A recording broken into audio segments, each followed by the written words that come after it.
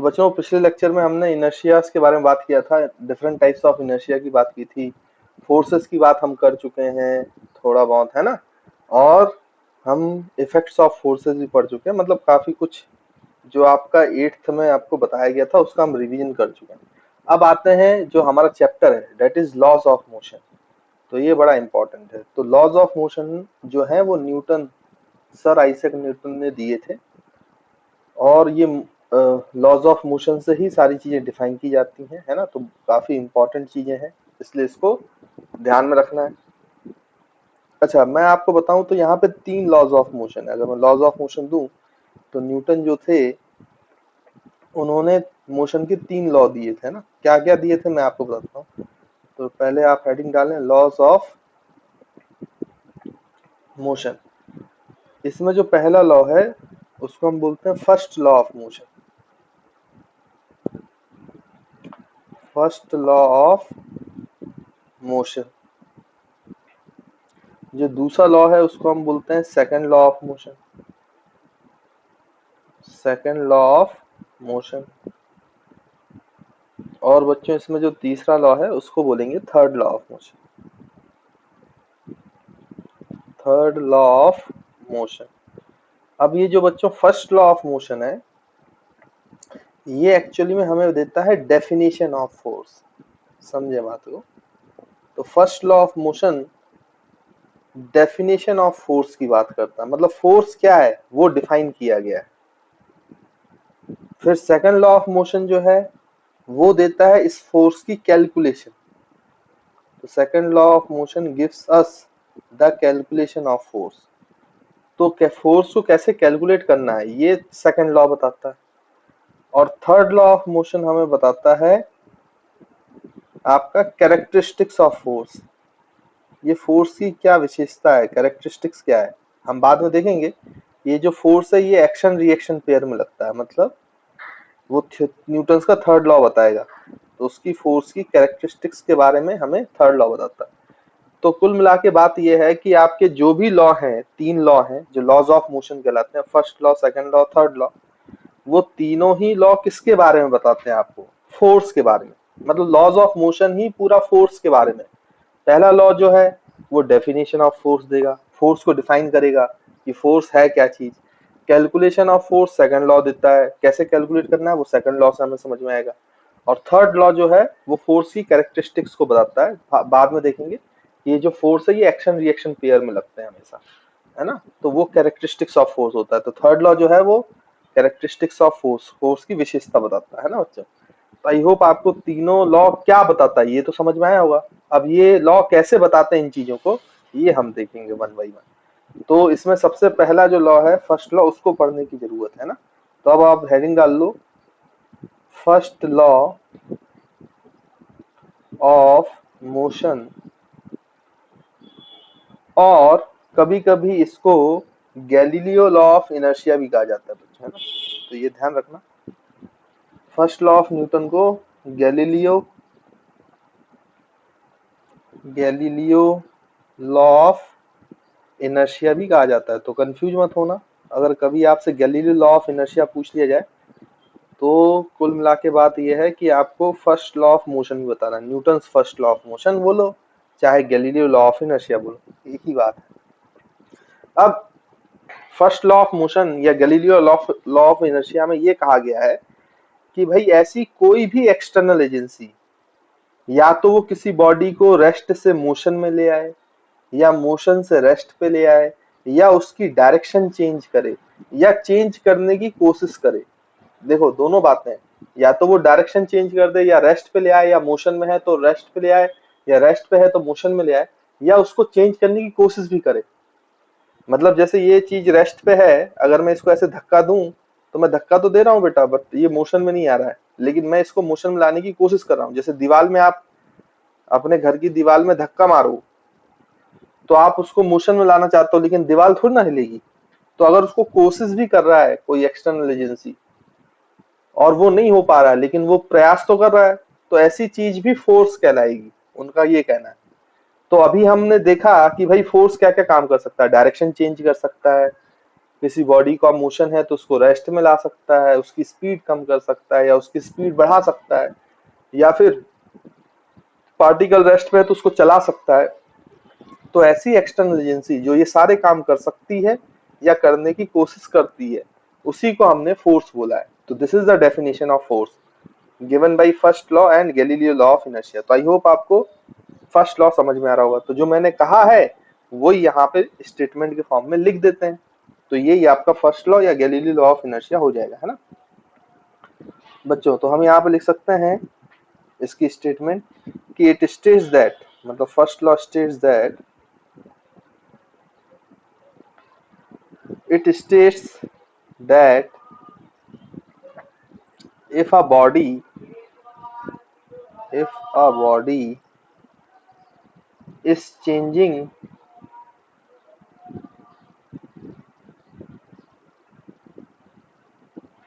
if a body it states that if a body is changing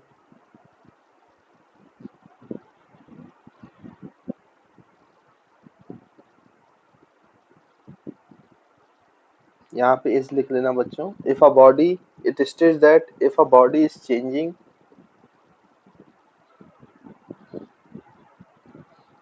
or try to change or try to change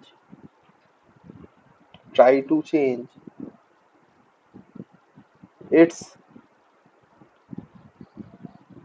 state of rest, state of motion, its state of rest, state of motion and direction state of direction, that is inertia of body।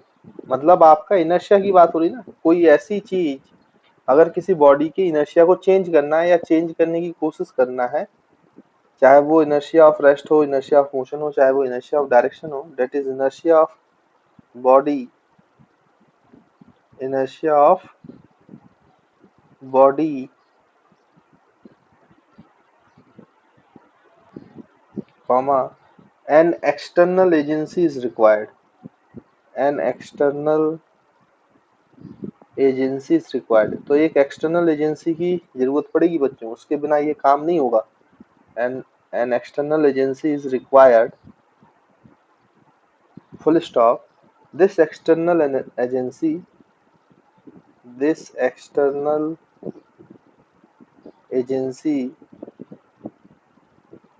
is defined as force।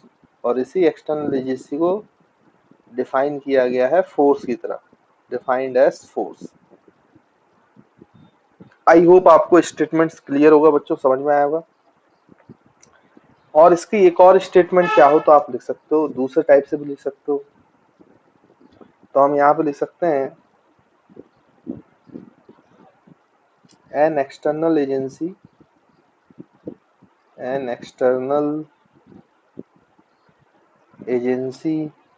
which can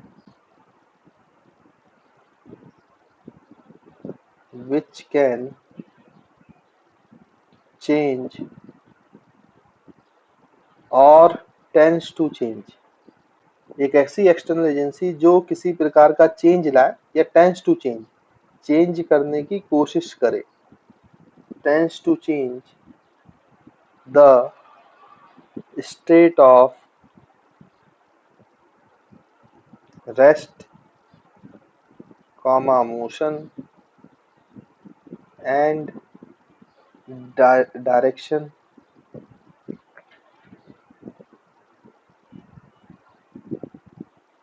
that is inertia of body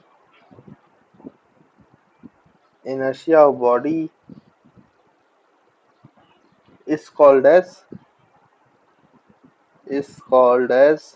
force। तो उसी external agency को force कहेंगे, है ना बच्चों। तो ऐसी कोई भी एक्सटर्नल एजेंसी, एक्सटर्नल चीज जो किसी प्रकार का चेंज लाए या चेंज करने की कोशिश करे, चाहे वो रेस्ट में चेंज हो, मोशन में चेंज हो, डायरेक्शन में चेंज हो, यानी कि इनर्शिया ऑफ बॉडी को चेंज करने की कोशिश करे, उसी को हम क्या बोलते हैं बच्चों? फोर्स, है ना। तो आई होप आपको फर्स्ट लॉ ऑफ मोशन समझ में आया होगा और उसकी स्टेटमेंट क्लियर होगी कि फर्स्ट लॉ जो है वो आपको फोर्स की डेफिनेशन देता है बस, है ना। तो ये आपको बात समझ में आई होगी। तो जल्दी इसको नोट करो, फिर हम नेक्स्ट पेज पे आते हैं। बच्चों फोर्स जो है वो हमारा खत्म हो गया है। अब फोर्स के बाद हमें पढ़ना है किसके बारे में बच्चों? मोमेंटम के बारे में। तो मोमेंटम देखते हैं, क्योंकि सेकंड लॉ स्टार्ट करने से पहले, न्यूटन का सेकंड लॉ समझाने से पहले आपको मोमेंटम के बारे में पता होना चाहिए, क्योंकि मोमेंटम से ही फिर second law of Newton second law समझ में आएगा आपको, है ना। तो आप हेडिंग डाल लें, एक नई क्वांटिटी हमें पढ़नी है, that is momentum.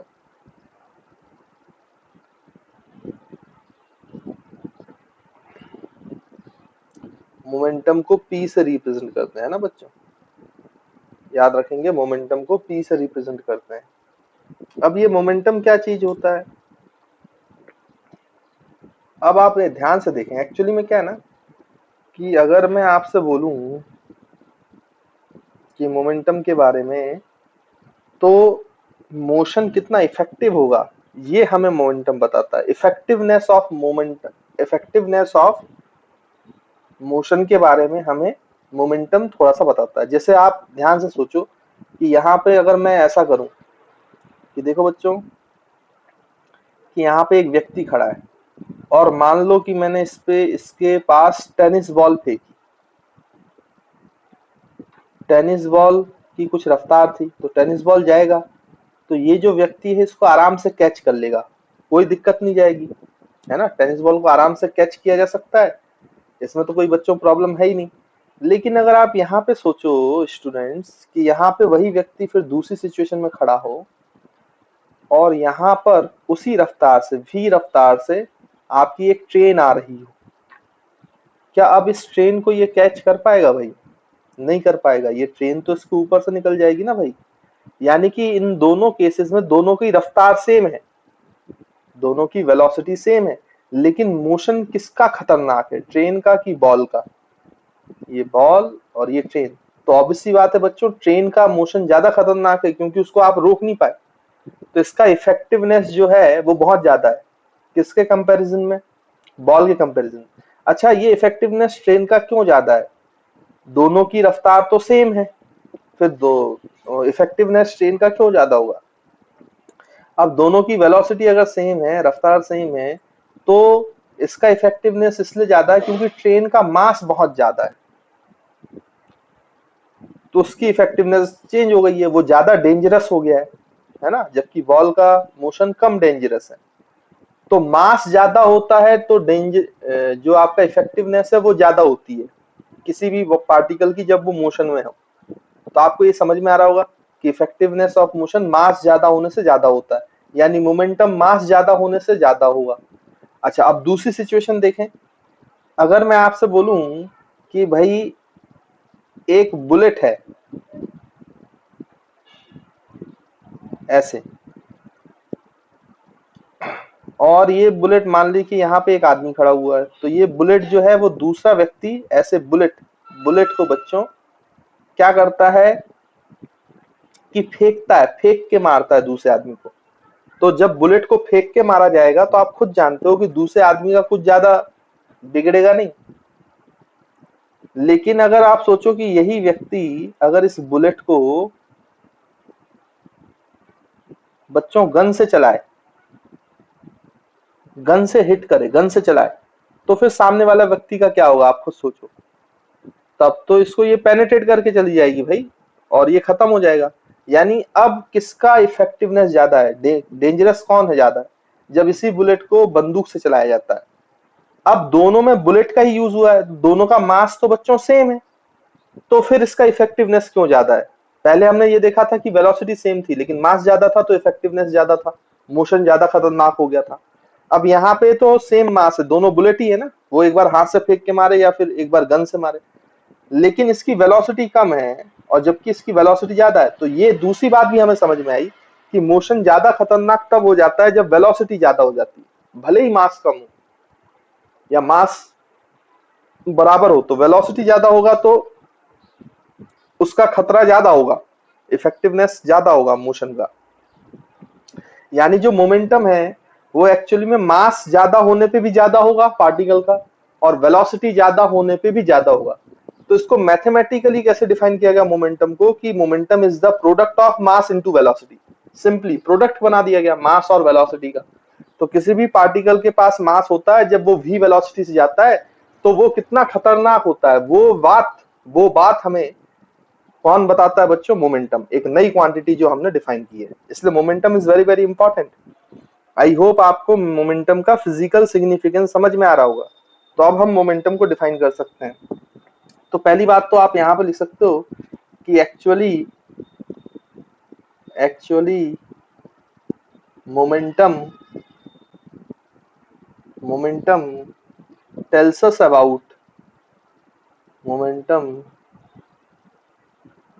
tells us about the effectiveness of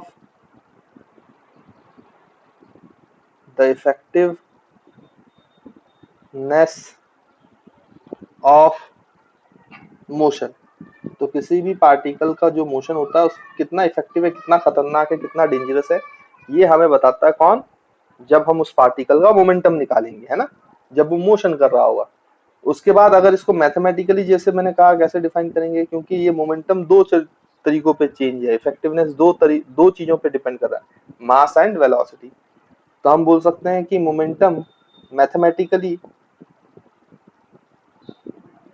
mathematically momentum is defined as the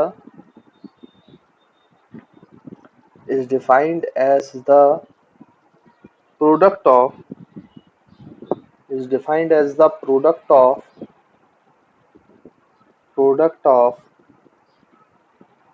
mass and velocity of particle।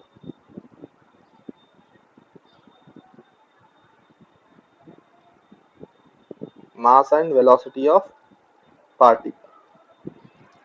तो velocity of particle बच्चों v। तो अब हम यहाँ पे क्या कर सकते हैं कि आप इसका फॉर्मूला भी लिख सकते हैं। तो जो मोमेंटम है p, उसको डिफाइन किया गया है मास इनटू वेलोसिटी। देखो, मास ज्यादा होगा तो मोमेंटम ज्यादा होगा, वेलोसिटी ज्यादा होगी तो भी मोमेंटम ज्यादा होगा, उसमें कोई दिक्कत वाली बात है ना बच्चों? तो ये हमें बात समझ में आती है। अब आप ध्यान से देखें तो इसकी यूनिट के बारे में सोचें। ये तो मोमेंटम हो गया। अच्छा, एक बात और मैं बता दूं, ये जो मोमेंटम है बच्चों, ये वेक्टर क्वांटिटी है, क्योंकि ये वेलोसिटी पे डिपेंडेंट है ना। तो वेलोसिटी भी एक वेक्टर क्वांटिटी है। अच्छा, इसकी यूनिट की बात करें तो मास की यूनिट होती है केजी और वेलोसिटी की होती है मीटर पर सेकेंड। तो मोमेंटम की यूनिट हो जाएगी केजी मीटर पर सेकेंड। तो केजी मीटर पर second is SI unit of momentum. तो ये एसआई यूनिट है। और अगर हम सीजीएस यूनिट की बात करें तो सीजीएस में जो मास है वो ग्राम में नापा जाता है, लेंथ जो है वो सेंटीमीटर में नापी जाती है, और सेकंड टाइम जो है सेकंड में नापा जाता है।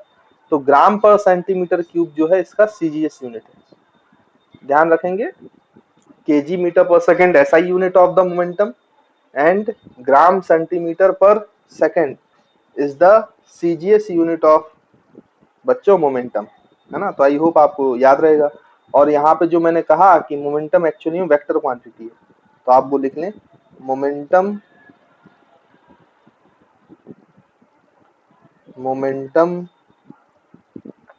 Is a vector quantity. Vector quantity मतलब इसकी डायरेक्शन भी होगी। तो डायरेक्शन किस डायरेक्शन में होगी? जो डायरेक्शन वेलोसिटी की। तो momentum is a vector quantity and its direction is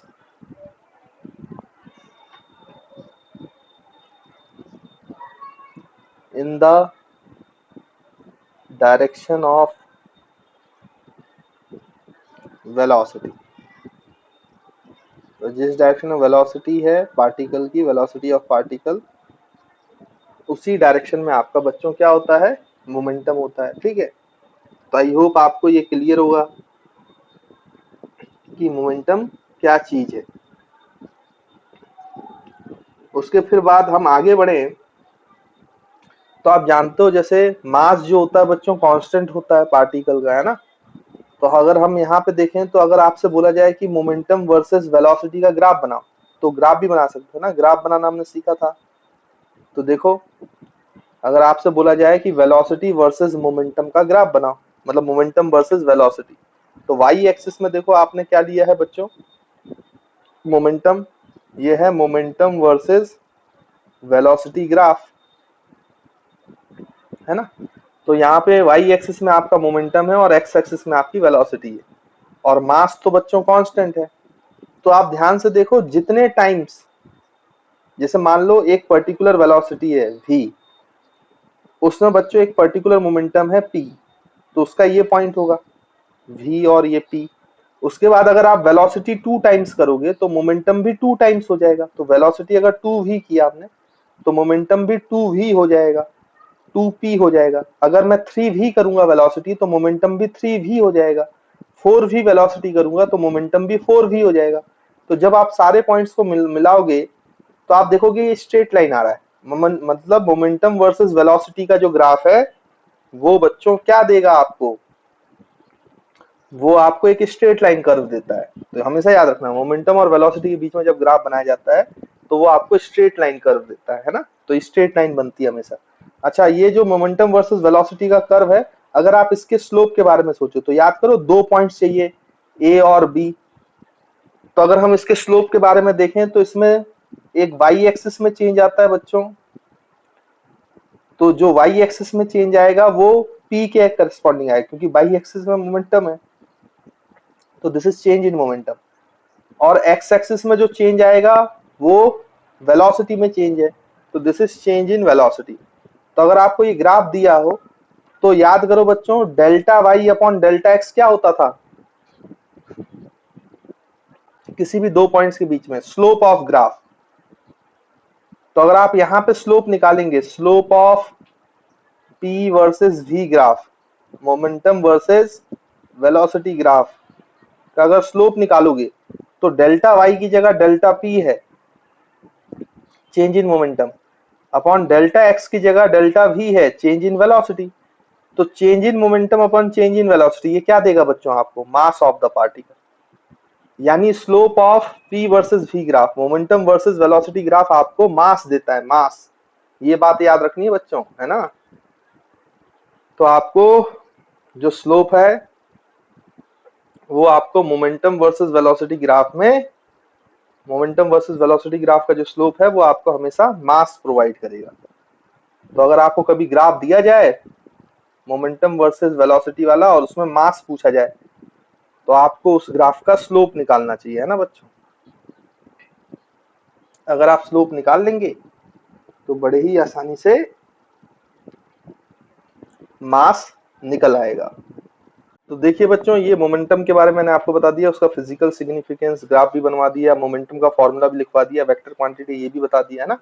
अब इस पे बेस्ड न्यूमेरिकल्स हैं लेकिन हम वो सेकंड लॉ के बात करेंगे ना। तो पहले हम पढ़ेंगे न्यूटन सेकंड लॉ। तो उसके लिए अब हम नेक्स्ट पेज पे जा रहे हैं और हम स्टार्ट करते हैं न्यूटन सेकंड लॉ, जो कि बड़ा ही इंपॉर्टेंट है क्योंकि ये फोर्स की कैलकुलेशन देगा।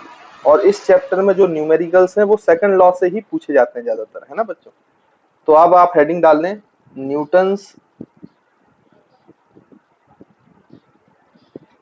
Second law of motion.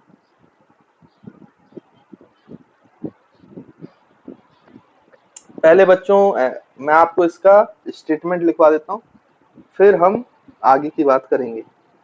तो इसने कैसे बताया है कि फोर्स को हमें कैसे कैलकुलेट करना चाहिए। तो उन्होंने कहा भाई कि if it states that, Newton जो सेकंड लॉ है, इट स्टेट्स दैट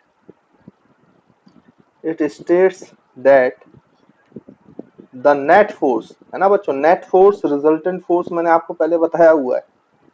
तो it states that the net force यानी कॉम्बिनेशन ऑफ सारे फोर्सेस किसी उस पर, net force applied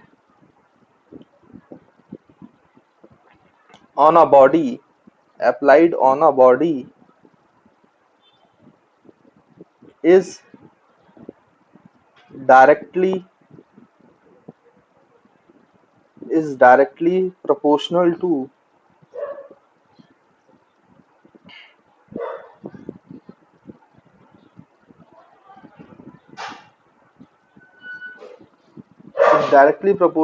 the rate of change of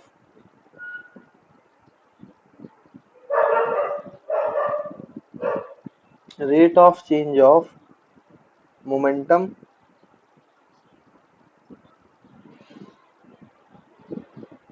with respect to time, है ना। WRT मतलब with respect to time, WRT का मतलब विथ रेस्पेक्ट टू होता है ना बच्चों, तो विथ रेस्पेक्ट टू टाइम। यानी कि सेकंड लॉ ये स्टेट करता है कि जो बॉडी में जो भी नेट फोर्स है, मतलब जितने ही फोर्सेस लग रहे हैं उसका जो नेट समेशन है, नेट कॉम्बिनेशन है, रिजल्टेंट फोर्स है, वो बॉडी पे जब लगता है तो वो डायरेक्टली प्रोपोर्शनल है उसके मोमेंटम के चेंज में, जो टाइम के साथ आता है। मतलब मोमेंटम का जो चेंज आएगा, rate of change of momentum with respect to time, वो उतना ही ज्यादा आएगा जितना ज्यादा फोर्स लगेगा बच्चों, है ना। तो force is proportional to rate of change of momentum, है ना। अब अगर हम इसको मैथमेटिकली लिखें तो बच्चों इसको कैसा लिखा जाएगा देखिए। तो हमने बोला कि भाई कि जो फोर्स है, अगर आप एक पार्टिकल पे फोर्स लगाओगे बच्चों, देखो इस तरीके से, तो मान लो उसकी पहले से इनिशियल वेलोसिटी u है, अब आप उसी डायरेक्शन में फोर्स लगा दो, तो उसी डायरेक्शन में फोर्स लगने की वजह से कुछ समय के बाद उसकी वेलोसिटी में चेंज आएगा, उसकी रफ्तार बढ़ जाएगी। अगर कोई आदमी इस राइट की तरफ जा रहा है और पीछे से आप राइट की तरफ धक्का दे दो, तो उसकी वेलोसिटी बढ़ के चेंज होकर v हो जाएगी। अब पार्टिकल का मास पहले भी m था, बाद में भी m है, लेकिन मोमेंटम चेंज हो गया ना, क्योंकि वेलोसिटी चेंज हो गई। तो मोमेंटम चेंज क्यों हुआ है? क्योंकि फोर्स लगाया गया है। तो force is directly proportional to the rate of change of momentum. तो वही हम यहाँ पे लिख रहे हैं बच्चों कि यहाँ पे फोर्स जो है, second according to statement of second law, कि force is directly proportional to rate of change of momentum. Rate of change of momentum का मतलब क्या है? Change of momentum upon change of time. भाई रेट ऐसे निकालते हैं ना बच्चों, रेट मतलब रेशियो, चेंज इन मोमेंटम का रेशियो डिवाइड बाई टाइम के साथ, चेंज इन टाइम के साथ, तो delta P by delta T. तो ये rate of change of momentum कहलाता है ना बच्चों। और ये फोर्स है, तो force is directly proportional to rate of change of momentum. अच्छा, इसको इक्वल करना है तो आप जानते हो एक कांस्टेंट ऑफ प्रोपोर्शनलिटी आएगा के, तो फोर्स इज इक्वल्स टू के delta P by delta T. तो ये जो के है बच्चों, इसको आप बोल सकते हो क्या? Constant of proportionality, constant of proportionality, है ना। ठीक है बच्चों। अच्छा, आप मान लो कि जो इनिशियल टाइम है वो t जीरो पे स्टार्ट हुआ है, 0 सेकंड पर, और जो फाइनल टाइम है वो t है ना। तो t फाइनल t के बराबर है और इनिशियल टाइम जो है बच्चों वो 0 सेकंड है। तो आप इसको ऐसे लिख सकते हो, देखो, force is equals to constant of proportionality, delta p को लिखा जा सकता है final momentum minus initial momentum, और डेल्टा t को लिखा जा सकता है final time minus initial time, है ना बच्चों। अब यहाँ पे देखो, फाइनल मोमेंटम अगर हम लिखें तो फाइनल मोमेंटम क्या है? फाइनल मोमेंटम, मास तो सेम है, तो फाइनल मोमेंटम पार्टिकल का तब होगा जब फाइनल वेलोसिटी v है पार्टिकल की, तो मास इनटू फाइनल वेलोसिटी, तो ये आपका फाइनल मोमेंटम हो गया। और मास इनटू इनिशियल वेलोसिटी, ये आपका इनिशियल मोमेंटम हो गया। तो फाइनल मोमेंटम हो गया mv और इनिशियल मोमेंटम हो गया mu। तो हम लिखेंगे बच्चों final momentum mv minus initial momentum mu divide by final time कितना है t और माइनस इनिशियल टाइम है वो है 0। अब बच्चों आप यहां से m कॉमन ले लो, तो ये आ जाएगा m k इंटू m, और अंदर बचेगा बच्चों v minus you by T. देखो ये t माइनस 0 t बचा और v माइनस यू बचा, m को हमने कॉमन लिया। अब जो ये v minus you by T है, ये क्या है बच्चों? अगर हम फर्स्ट इक्वेशन ऑफ मोशन से देखें, from first equation of motion जो हमने पहले पढ़ी हुई है, तो फर्स्ट इक्वेशन ऑफ मोशन क्या होता है, v is equal to u plus a t. तो अगर आप बच्चों u इधर ले आओ तो a t is equal to हो जाएगा v माइनस यू, और t नीचे ले जाओ तो ये हो जाएगा v minus you by T. यानी ध्यान से देखो, ये v minus you by T तो एक्सेलरेशन है बच्चों, एक्सेलरेशन है, देखो आप ध्यान से। यानी अब आपको समझ में आ रहा होगा कि ये एक्सेलरेशन किस वजह से आता है। ये एक्सेलरेशन आता है क्योंकि फोर्स लगता है, ये बताएगा अब यहाँ पर, है ना। और वो इक्वेशन में आने वाला एक्सेलरेशन। तो देखो v minus you by T जो है वो एक्सेलरेशन है, तो आप इसको इक्वेशन नंबर 1 बोल दो। और ये इक्वेशन नंबर 2 हो गई, तो आप यहाँ पर लिख सकते हो put the value of v minus you by T from equation 2 in equation 1, है ना बच्चों। तो अगर आप पुट करोगे यहाँ पे तो आपका जो फोर्स होगा वो कितना आ जाएगा, के एम इंटू ए। तो देखो ये फोर्स का फॉर्मूला हो गया, constant of proportionality into mass of the body into acceleration of the particle, जो एक्सेलरेशन लगा है। अच्छा यहाँ पर अब एक काम करें, तो यहाँ पे देखिए इन एसआई सिस्टम की अगर मैं बात करूं, एसआई सिस्टम, तो एसआई सिस्टम में जो k है बच्चों उसकी वैल्यू 1 होती है, याद रखेंगे। एसआई सिस्टम में हमने डिफाइन किया है कि जो कांस्टेंट ऑफ प्रोपोर्शनलिटी है उसकी वैल्यू 1 होती है। तो जो फोर्स है अब वो क्या हो जाएगा बच्चों, k की वैल्यू 1 कर दो तो मास इनटू एक्सेलरेशन। और ये कैसा फोर्स है बच्चों, तो ये नेट फोर्स है। देखो स्टेटमेंट में नेट फोर्स आया था ना, तो किसी भी पार्टिकल के कितने ही फोर्स लग रहे हैं उनका जो रिजल्टेंट फोर्स होता है वो हमेशा पार्टिकल के किसके बराबर होता है, मास इनटू एक्सेलरेशन के बराबर, मास इनटू एक्सेलरेशन। यानी net force is the product of mass into acceleration. तो देखो बच्चों ये फोर्स को कैलकुलेट करने का तरीका मिल गया। अगर हमें पार्टिकल का एक्सेलरेशन पता है, पार्टिकल का मास पता है, तो हम फोर्स कैलकुलेट कर सकते हैं, उस पर कितना फोर्स लगाया गया है, मास इनटू एक्सेलरेशन। और हमेशा याद रखेंगे कि force is defined as the rate of change of momentum with respect to time. वहीं से ये निकल के आया, मेन चीज आपका rate of change of momentum, वहीं से आपका मास इनटू एक्सेलरेशन आया। तो ये बड़ा ही इंपॉर्टेंट फॉर्मूला, इसको भूलना नहीं है और आप भूलोगे भी नहीं, जीवन भर अब आपको याद रहेगा कि net force is equal to mass into acceleration, ma, है ना बच्चों। तो आई होप आपको ये ध्यान में रहेगा। अगर मैं आपको इसकी एसआई यूनिट की बात करता हूं बच्चों, एसआई यूनिट, तो देखो मास की यूनिट हो जाएगी एसआई केजी, और एक्सेलरेशन की यूनिट होती है मीटर पर सेकेंड स्क्वायर। तो आपकी एसआई यूनिट जो है फोर्स की वो हो गई केजी मीटर पर सेकेंड स्क्वायर। अब हम यूनिट की बात कर रहे हैं, लेकिन इसको हम न्यूटन कहते हैं ना, केजी मीटर पर सेकेंड स्क्वायर ये बड़ी यूनिट होती है बोलने के लिए, इसलिए हम इसकी जो यूनिट है वो न्यूटन कहते हैं। इसलिए आपने 8th क्लास में इसकी यूनिट जो है वो न्यूटन पढ़ी हुई है, लेकिन एक्चुअली में वो क्या है, केजी मीटर पर सेकेंड स्क्वायर। तो ये बोलने में बड़ी लगती है, हमें साइंटिस्ट को श्रद्धांजलि देनी थी तो हमने ये यूनिट उनके नाम पे रख दी। तो केजी मीटर पर सेकेंड स्क्वायर की जगह हम क्या बोलते हैं बच्चों, इसको चुपचाप न्यूटन कैपिटल एन से शो करते हैं। तो ये ऐसा यूनिट हो गई। वैसे ही अगर मैं इसकी सीजीएस यूनिट की बात करूं तो याद रखेंगे सीजीएस यूनिट में केजी जो है, मास जो है वो ग्राम में नापा जाता है, और लेंथ जो है वो सेंटीमीटर में नापा जाता है, और टाइम तो सेकंड स्क्वायर में ही नापा जाता है। तो सीजीएस यूनिट हो जाएगी ग्राम सेंटीमीटर पर सेकंड स्क्वायर। लेकिन वहां पे भी इसको ऐसे रीड नहीं कर सकते, करते हम ज्यादातर केसेस में ग्राम सेंटीमीटर पर सेकंड स्क्वायर। जैसे यहाँ पे KG metre per second square को न्यूटन कहा जाता है, वैसे वहां पे ग्राम सेंटीमीटर पर सेकंड स्क्वायर को डाइन कहा जाता है, डाइन।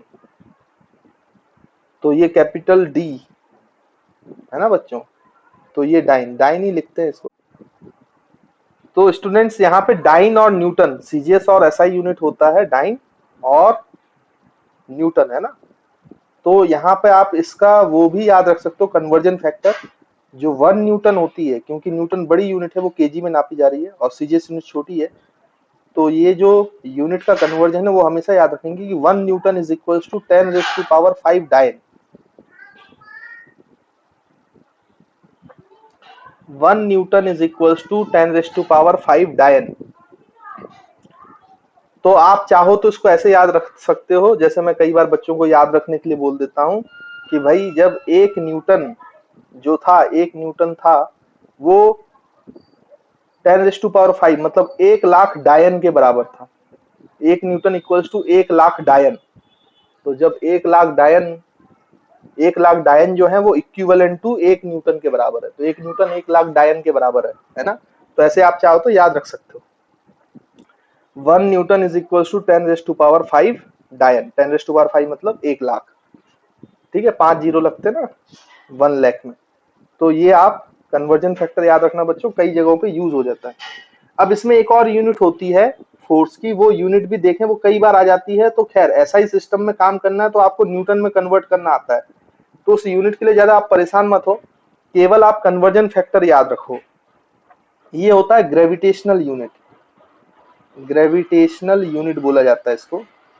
तो ग्रेविटेशनल यूनिट खैर नाम से कोई लेना देना नहीं है, ये बहुत पहले यूज होती थी, अब यूज नहीं होती। लेकिन कई बार क्या करते हैं वो ओलंपियाड्स वगैरह में, सवाल वगैरह में इस यूनिट में दे देते हैं आपको। तो ग्रेविटेशनल यूनिट जो एसआई सिस्टम में होती है, एसआई सिस्टम में वो यूनिट होती है केजी वेट। बच्चों हम इसको बोलते हैं केजी वेट। तो कई बार आपको ऐसा बोलेगा कि भाई जो फोर्स है किसी पार्टिकल में वो 10 केजी वेट है, तो 10 केजी वेट को आपको न्यूटन में कन्वर्ट करना आना चाहिए। जब भी केजी वेट लिखा आ जाए तो इसका मतलब वो ग्रेविटेशनल यूनिट में बात कर रहा है। तो आपको उसको एसआई सिस्टम में न्यूटन के फॉर्म में लाना है। ये भी एसआई सिस्टम में होता है बट इसको ग्रेविटेशनल यूनिट बोलते हैं। लेकिन हम जो काम करते हैं वो इस न्यूटन में करते हैं, जो हमारी एसआई यूनिट है ना बच्चों। तो इसको हमें याद रखना है कि अगर आपको कभी केजी वेट आ जाए तो आपको उसको न्यूटन में कैसे कन्वर्ट करना है। तो 1 केजी वेट और न्यूटन में रिलेशन क्या होता है वो मैं आपको बता देता हूँ, बस उतना याद रखो, आपका सवाल सॉल्व हो जाएगा, है ना। तो 1 kg weight is equals to 9.8 newton होता है, 9.8 न्यूटन। तो अब जैसे किसी सवाल में पूछा गया है कि भाई बताइए कि 20 केजी वेट का फोर्स लग रहा है, तो बच्चों ऐसा ही यूनिट में न्यूटन में कितना फोर्स लगा, 20 इंटू 9.8, 20 इंटू 9.8 कर दो। 1 केजी वेट में 9.8 न्यूटन होता है, तो 20 केजी वेट में 20 इंटू 9.8 न्यूटन होगा, है ना। तो कन्वर्जन फैक्टर ये याद रखना, ये कहीं पे आ जाएगा तो उससे घबराने की जरूरत नहीं है, सिर्फ उसको न्यूटन में कन्वर्ट कर लेना ऐसा यूनिट में। तो ग्रेविटेशनल यूनिट इस फॉर्म में आपका एसआई यूनिट में कन्वर्ट हो जाएगी। और जो एक बार जब न्यूटन में फोर्स कन्वर्ट हो गया फिर आपको कोई समस्या नहीं है, आप उसको इजिली सॉल्व कर सकते हो, है ना। तो कहीं किताबों में अगर ऐसा दे दिया जाए तो घबराने की जरूरत नहीं है। इतना आपको समझ में आना चाहिए कि वो ग्रेविटेशनल यूनिट होती है, और ग्रेविटेशनल यूनिट जो है वो एसआई सिस्टम में केजी वेट होता है। अगर हमें उसको एसआई यूनिट में कन्वर्ट करना है न्यूटन में, तो 1 केजी वेट हमेशा 9.8 न्यूटन के बराबर होता है। तो ये बात आप लोग ध्यान में रखेंगे, कन्वर्जन कर लेंगे और आसानी से क्वेश्चन को सॉल्व कर लेंगे। तो आई होप आपको Newton second law of motion समझ में आएगा, स्टेटमेंट क्लियर होगी, और इसको कैसे कैलकुलेट, ये कैसे कैलकुलेट कराता है हमें फोर्स, और net force on a body is mass into acceleration होता है, ये आपको बताता है। और ये सारी यूनिट्स की कहानी भी आपको अब क्लियर होगी, है ना बच्चों। तो ये सारी चीजें आप ध्यान में रखेंगे। अब इसके बाद हम मोमेंटम और न्यूटन सेकंड लॉ से रिलेटेड कुछ सवाल करेंगे, लेकिन अभी हम सेकंड लॉ पे ही छोड़ते हैं। देखिए स्टूडेंट्स, ये जो है Newton second law of motion, इसका स्टेटमेंट हमने आपको बता दिया, हमने डिराइव भी कर लिया, और बाद में नेट फोर्स जो है वो एम ए बी आ गया, है ना, ये फॉर्मूला है। बट इसका जो डेफिनेशन है, एक्चुअली में जो फोर्स है ये किस चीज पे डिपेंड करता है, rate of change of momentum. अगर सोचो किसी पार्टिकल का मोमेंटम अगर जल्दी चेंज हो जाएगा कम टाइम में, तो उसमें फोर्स बच्चों बहुत ज्यादा लगेगा। एक्चुअली में rate of change of momentum के साथ टाइम भी एक फैक्टर होता है, जिसके कारण इस फोर्स का ज्यादा होना होता है या फिर कम होना होता है। अगर ये टाइम ज्यादा लग जाएगा उसी चेंज ऑफ मोमेंटम के लिए, तो ये फोर्स बच्चों कम हो जाएगा। अब ये मैं आपको कुछ प्रैक्टिकल एग्जांपल्स देता हूं तो आपको और क्लियरली बात समझ में आएगी कि जो फोर्स है वो rate of change of momentum क्यों कहा गया, है ना। इस पे हम चर्चा करते हैं। अभी तो हमने सिर्फ इसको न्यूमेरिकली एनालिसिस किया है, लेकिन ये जो फोर्स है it is rate of change of momentum, ऐसा क्यों बोला गया, है ना, उसको समझते हैं। थोड़ा सा क्वालिटेटिवली हम उसको एनालाइज करेंगे, है ना, क्वालिटेटिव स्टडी करेंगे। तो चलिए मैं आपको नेक्स्ट पेज पे बताता हूँ। तो कुछ एग्जांपल्स देखते हैं जिससे ये वाली बात प्रूफ होगी, है ना। देखिए, जैसे कि हमने पाया बच्चों कि यहाँ पे जो फोर्स है it is equals to rate of change of momentum. तो चेंज ऑफ मोमेंटम के साथ टाइम का एक फैक्टर है जिसके कारण फोर्स कम होता है या ज्यादा होता है। तो अगर ज्यादा समय लगेगा तो फोर्स कम होगा, और फोर्स कम समय लगेगा तो फोर्स ज्यादा होगा। इस चीज को आप इससे समझ सकते हो, जैसे मैं यहाँ पे एग्जांपल लूं। फॉर एग्जांपल, जैसे मान लो बच्चों एक आप प्रैक्टिकल सिचुएशंस देखें कि लेट सपोज एक जो है यहाँ पे एक बहुत मोटी दीवार है, वॉल है ना, जो ये क्या है कि टूटेगी नहीं, बहुत मजबूत वॉल है मान लो आप, है ना। और यहाँ से एक बच्चों कार आ रही है, लेट सपोज इस तरीके से, है ना। ये अब मान लो ये जो कार है ये कुछ स्पीड से आ रहा है, इसका मास m है, इसकी वेलोसिटी मान लो बच्चों v है। तो क्या होगा कि जब ये कार आ रही है इस साइड, तो आप ऐसा समझें कि जो कार जब यहाँ पे आ रही है तो इसके ब्रेक फेल हो चुके हैं, तो ये v रफ्तार से यहाँ आएगी आएगी आएगी और इस वॉल से टकराएगी। तो आप जानते हो कि टकराते हुए इस कार का क्या हुआ। मान लो ये अच्छी खासी स्पीड है, 180 किलोमीटर पर आवर टाइप्स, है ना, और मास भी इसका अच्छा खासा होता है कार का। तो ये जब टकराएगी वॉल से, तो आप सोच सकते हो जब इतनी रफ्तार से वॉल से टकराएगी तो इस कार का क्या होगा। कार के तो टुकड़े टुकड़े हो जाएंगे बच्चों, है ना। कार पूरी तरीके से डैमेज हो जाएगी। ऐसा क्यों हुआ, क्योंकि आप ध्यान से देखो तो पहले इसका मोमेंटम था इनिशियल mv, और फाइनल मोमेंटम जो है इसका वो हो गया 0। कार अचानक से रुक गई ना। और आप सोचो जो डेल्टा टी है, it is very very small, बहुत लेस है, ये बहुत लेस है। तो चेंज इन मोमेंटम तो mv हुआ, final minus initial mv, but इसमें जो टाइम लगा ये बहुत कम लगा। तो इसमें ध्यान से देखो तो फोर्स बहुत ज्यादा हुआ। तभी तो फोर्स बहुत अगर ज्यादा लगा है तभी तो कार टूट गई, कार के टुकड़े टुकड़े हो गए। अगर ज्यादा फोर्स नहीं लगता तो ऐसा थोड़ी ना होता। क्यों ऐसा हुआ, क्योंकि उसका मोमेंटम चेंज होने में बहुत कम समय लगा है। इससे टकराते ही इंस्टेंटनेसली वो 0 पे आया, बहुत तेजी से, मतलब ये बहुत लेस टाइम है, वेरी वेरी लेस, है ना बच्चों। इसलिए फोर्स बहुत ज्यादा लग गया। अब वहीं पर आप इसका सिचुएशन देखें सेकंड। अगर मान लो कि यही सिचुएशन होती, यही कार होती, यहाँ पे ब्रेक फेल हो चुका होता, है ना, ड्राइवर आगे चल रहा होता v वेलोसिटी से, इसका मास m होता, और मान लीजिए यहाँ वॉल की जगह एक हीप ऑफ सैंड होता, हीप ऑफ सैंड, रेत रखी होती, रेत का पहाड़ टाइप रहता है ना, हीप ऑफ सैंड। तो अब क्या होता बच्चों, अब जब इससे टकराती कार तो आप समझ सकते हैं टकराते वक्त इस कार की वेलोसिटी 0 यहाँ पे भी होती, जब सैंड से, हीप ऑफ सैंड से टकराती वो। लेकिन इसमें अंतर क्या होता कि ये इसमें कार जो है वो थोड़ा धंसती, तो थोड़ा धीरे धीरे उसको रुकती, तो यहाँ पे टाइम बढ़ जाता। यहाँ पे टाइम बहुत कम था यहाँ पे, लेकिन टाइम एक फाइनाइट टाइम लगा था, थोड़ा अच्छा खासा टाइम मिल गया था, तो टाइम बढ़ गया। टाइम बढ़ने के कारण आपने देखा कि ये कार को डैमेज ही नहीं हुआ था। जब कोई कार सैंड से टकराएगी तो फिर कार के परखच्चे नहीं उड़ेंगे, कार जो है उसके टुकड़े टुकड़े नहीं होंगे, क्योंकि टाइम ज्यादा हो गया। अभी भी कितना मोमेंटम में चेंज आ रहा है, इनिशियल मोमेंटम तो अभी भी mv है, तो मोमेंटम और फाइनल मोमेंटम अभी 0 है, क्योंकि फाइनल वेलोसिटी 0 है। तो मोमेंटम में चेंज नहीं आया है, मोमेंटम में जो चेंज आया है वो mv है जो पहले भी था, लेकिन यहाँ पे टाइम बढ़ गया और यहाँ पे टाइम कम है, तो यहाँ पे फोर्स रिड्यूस हो गया।